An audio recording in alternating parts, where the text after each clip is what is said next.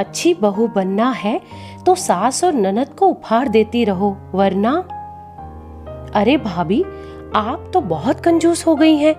हमने कहना क्या छोड़ दिया, आपने तो अपना हाथ ही मोड़ लिया। क्या निहार भैया के पैसों पर बस आपका ही अधिकार है, या फिर उनकी बहन और माँ का भी है? देख रही हूँ, अपने मायके वालों को उपहार देने में तो आप कमी नहीं करती। वो पैसे भी तो मेरे भाई के ही हैं, फिर आप हमें कैसे भूल जाती हैं? बबीता अपनी भाभी निशा से फोन पर कहती है। तो निशा हंसते हुए बोली, अब देखिए ना दीदी, मेरे मायके वाले अगर मुझे होली की शुभकामनाएं देने के लिए फोन करते तो इतने कटु वचन तो कभी नहीं बोलेंगे। ये तो भाभी ही होती है जिस पर ननद की चलती है, वरना आप अपनी ननद को या अपने भाई को ऐसे शब्दों से कभी घायल नहीं करती।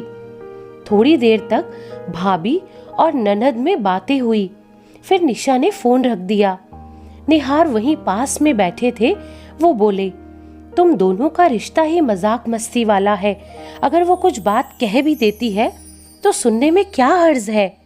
तो निशा बोली, सालों तक सुनती ही आई हूँ। जब तक उपहार का लेन देन होता रहा तब तक मैं अच्छी भाभी बनी रही।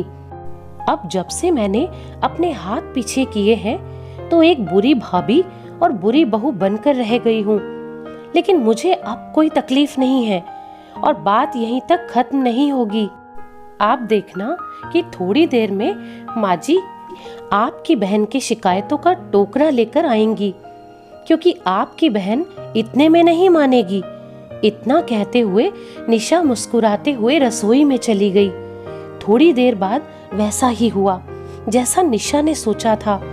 उसकी सास कमला जी आई और बोली, बहू, हमने तुम्हें कहना क्या छोड़ दिया, तुम तो रिश्तों की मर्यादा ही भूल गई। हम इस उम्र में भी अपने ससुराल के रिश्तों को निभा रहे हैं और तुमसे एक ननद नहीं संभल पाती। तो निशा मुस्कुराकर बोली, माँ जी, मैंने भी अपने समय में इन रिश्तों को बहुत संभाला है और कितने ही कड़वे घूंट पीकर मुस्कुराती रही। शायद आप भूल गई, पर मैं नहीं भूली हूँ। हाँ, वो बात अलग है कि पहले सब कुछ देखते हुए भी मैं चुप रहती थी और अब जब दर्द होता है तो कह देती हूँ। बस इतना ही फर्क आया है। कमला जी तो मुंह बनाकर चली गई, पर निशा वहीं बालकनी में बैठ गई और पुराने ख्यालों में खो गई। निशा को आज भी याद है वो दिन जब वो बहू बनकर उस घर में आई थी। कितना कुछ बदल गया बीते हुए कल और आज में। कोई कह सकता है कि ये वही सास है जो कभी निशा को पलकों पर रखती थी, आज वही उससे खिंची खिंची रहती है। जब निशा नई बहू थी तो बात ही कुछ और थी। गलत बात पर जब उसे कोई टोकता तो वो कुछ नहीं कहती थी और सही हो या गलत कभी सवाल नहीं करती थी। माँ ने जो कहा था, बेटा वो ससुराल है, मायका नहीं है कि हर बात तुम्हारी मानी जाएगी, तो सोच समझकर ही बोलना। कुछ महीनों तक तो यूं ही चलता रहा। एक रोज निशा निहार के साथ बाहर से जब वापस आई तो देखा उसकी साड़ियों का बक्सा खुला पड़ा है, उसका मेकअप किट भी बिखरा हुआ है। तो निहार ने कहा, जाने से पहले ये सब समेट कर जाती, ये क्या हाल बना रखा है कमरे का। वो हैरान थी। उसने कहा, मैं तो सब बंद करके गई थी, ये किसने खोला होगा। तभी कमरे में कमला जी आई और बोली, बहू, 2 दिन बाद तुम्हारी ननद की शादी की सालगिरह है। हमने सोचा बाजार से साड़ी कपड़े खरीदना पड़ेगा, तो मैंने तुम्हारे बक्से से साड़ी और कुछ श्रृंगार का सामान निकाला है। इतना बोलकर वो चली गई। निशा ने निहार की ओर देखा तो वो मुस्कुराकर बोला, कोई बात नहीं, समेट लो, बिखरा कमरा अच्छा नहीं लगता है।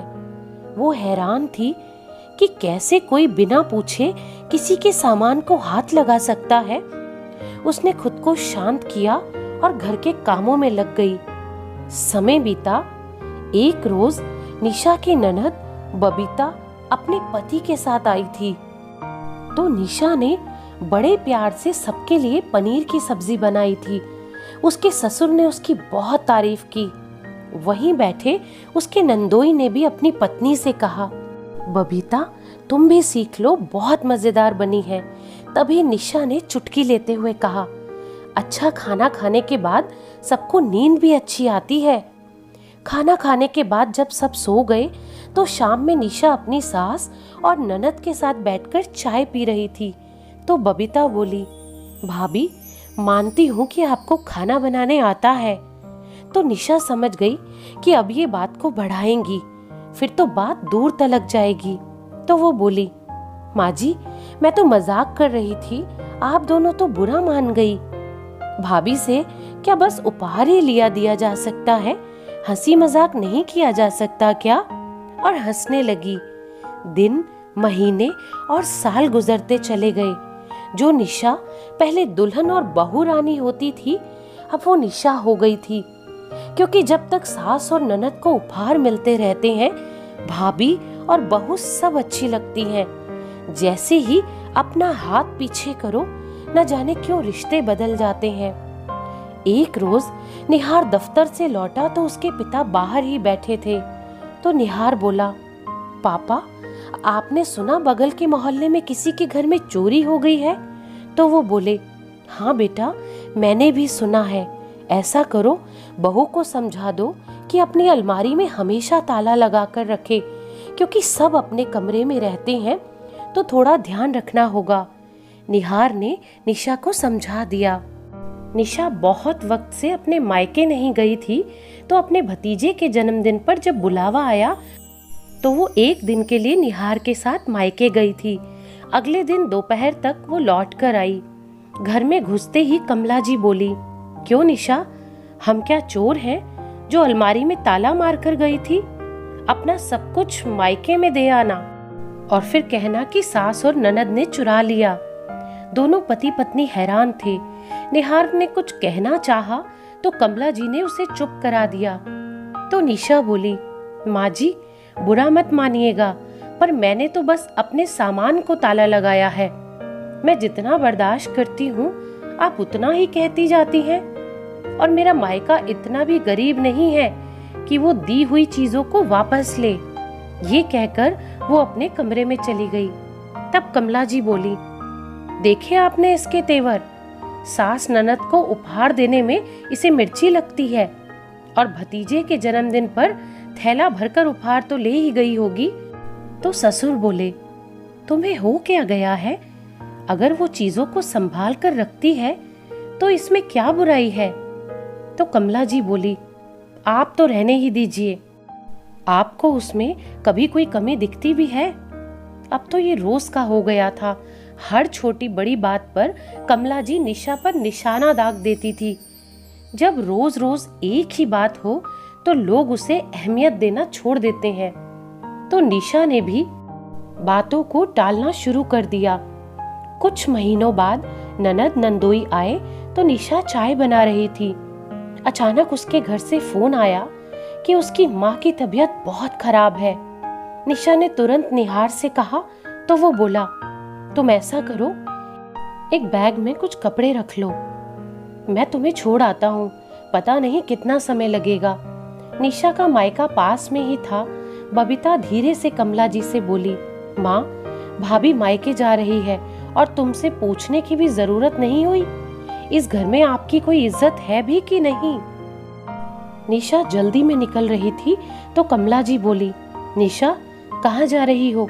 घर में तुम्हारी ननद आई है और तुम मायके जा रही हो?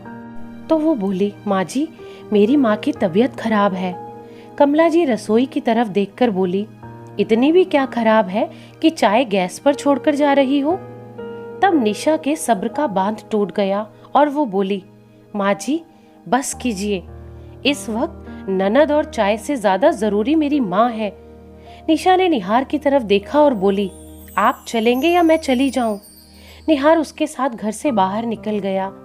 बाहर ससुर जी को जब इस बात का पता चला तो वो बोले, बहू इत्मीनान से जाओ और वहां रुकना पड़े तो रुक जाना। निहार निशा को छोड़कर वापस आ गया। करीब 3 दिन बाद जब निशा की माँ की तबीयत संभल गई तो वो भी वापस आ गई। जैसे ही निशा ने चौखट के अंदर पैर रखा तो कमला जी बोली, आ गई बहू रानी, कुछ दिन और रुक जाती, तुम्हारे बिना यहाँ कुछ घट नहीं रहा था। जैसे तुम बोल कर गई थी ना, मुझे तो लगा कि वापस ही नहीं आओगी। और ये क्या, खाली हाथ आई हो? कोई उपहार नहीं मिला तुम्हारे मायके से? तो निशा मुस्कुराकर बोली, मुझे याद है वो दिन माँ जी, जब इसी दरवाजे पर आपने मेरा एक बहू के रूप में स्वागत किया था। जब तक मैं आपकी गलत बात सुनती रही, आपको और आपकी बेटी को अपनी सभी चीजों को उपहार के रूप में देती रही, तब तक मैं अच्छी बहू और भाभी थी। और आज जब अपनी माँ के लिए मैंने इस चौखट से कदम बाहर क्या निकाला और सही बात क्या बोली, मैं तो बुरी बन गई माँ जी। और निशा की आंखें भर आई। तभी उसके ससुर आगे बढ़े और बोले, अंदर आओ बहू, ये तुम्हारा घर है। निशा के अंदर जाते ही उसके ससुर कमला जी से बोले, तुम्हारे जैसी सास की वजह से एक अच्छी बहू भी बुरी बन जाती है। बेटी मेहमान होती है जिसे उपहार देकर विदा कर दिया जाता है, और बहू घर की लक्ष्मी होती है। कल को अगर इसने हमें ठुकरा दिया तो तुम्हारी बेटी झांकने भी नहीं आएगी कि हम किस हाल में हैं, जिसकी जिम्मेदार तुम खुद होंगी। निहार जब दफ्तर से लौटकर आया और उसे सारी बात पता चली तो वो कमला जी के पास गया और बोला, माँ, जहां तक अलमारी बंद करने की बात थी वो मैंने निशा से कहा था। आप जानती हैं कि आजकल चोरी कितनी बढ़ती जा रही है। तो कमला जी बोली, वो सब तो ठीक है, पर वो तुम्हारी बहन के साथ अच्छा व्यवहार नहीं करती है। तो निहार बोला, एक बात बताइए माँ, ऐसे तो बबीता आए दिन आती है और उपहार लेकर जाती है, पर जब कभी आपकी तबीयत खराब होती है तब आपकी सेवा करने वो क्यों नहीं आती है? क्या आपने कभी सोचा है? बेहतर होगा कि सोच लीजिए, क्योंकि मैं भी निशा को कितने दिन रोक पाऊंगा। इतना कहकर निहार वहां से चला गया। समझदार के लिए इशारा ही काफी होता है। तो बेटे की बात सुनकर कमला जी को जैसे सांप सूंघ गया हो। बाद में पति ने समझाया तो शायद उन्हें अपनी गलती का एहसास हुआ, पर कुछ लोग सुधरते तो हैं, मगर पूरी तरह से नहीं। पर बहुत ज्यादा से तो थोड़ा भी अच्छा ही होता है। धीरे धीरे बबीता का मायके में आना कम हुआ, पर जिन्हें दूसरों की जिंदगी में बिना कड़वाहट घोले चैन नहीं मिलता, वो तो बोलने का बहाना ढूंढ ही लेते हैं। कमला जी और बबीता भी कभी न कभी घुमा फिरा कर निशा को सुना ही दिया करती थी, पर अब ये वो निशा नहीं रही जो बस सुनकर बर्दाश्त कर ले। अब कोई भी त्योहार आने से पहले ही निशा बबीता का उपहार पहले ही उसे भिजवा देती थी, ताकि घर आकर वो माँ के साथ मिलकर कोई खिचड़ी ना पकाए और घर के अच्छे खासे माहौल को खराब ना करे। तो दोस्तों, रिश्तों को क्या सिर्फ उपहार देकर ही संभाला और महसूस किया जा सकता है? ऐसा क्यों होता है कि जब एक नई लड़की नई बहू बनकर आती है तो उसे सर माथे पर रखते हैं, और जब वो गलत बात पर सर उठाती है तो उसे दबाने की कोशिश की जाती है? तो इस कहानी के बारे में आपकी क्या राय है? कमेंट करके जरूर बताइएगा। और ये कहानी अगर आपको अच्छी लगी हो तो प्लीज लाइक जरूर कीजिएगा, और ऐसी ही दिल को छू लेने वाली और प्रेरणादायक कहानियां सुनने के लिए इस चैनल को सब्सक्राइब करें। धन्यवाद।